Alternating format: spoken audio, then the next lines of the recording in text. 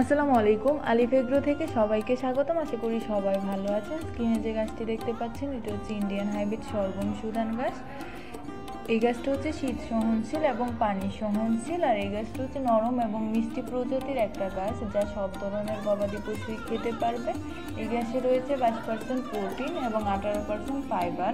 এই গাছটি হচ্ছে মাল্টিকাট, এটা আপনারা একবার রোপণ করলে সারা বছর কাটতে পারবেন। 6-7 বার কাটার পর কাটিং সিস্টেম বের করতে পারবেন। যেহেতু শীতকাল আসলে দেখা যায় যে অন্য ঘাসগুলো খুব একটা বাড়ে না, তাই শীতকালের জন্য আপনারা এই গাছটা খুব সহজেই চাষ করতে পারেন, কারণ এই গাছটা শীতকালে অনেক ভালো একটা ফলন দিবে। এই গাছটা হচ্ছে শীত সহনশীল এবং পানি সহনশীল। বর্ষাকাল আসলে দেখা যায় যে অনেকের জমিতে পানি চলে আসে, কিন্তু আপনারা যদি এই গাছটা রোপণ করেন, আপনার জমিতে যদি 5-6 মাসও পানি থাকে তাহলে এই গাছটা মারা যাবে না। আপনারা যারা আমাদের এই গাছের বীজ নিতে চাচ্ছেন তারা স্ক্রিনের দেওয়া নাম্বারে যোগাযোগ করবেন অথবা আমাদের পেজে মেসেজ দিবেন।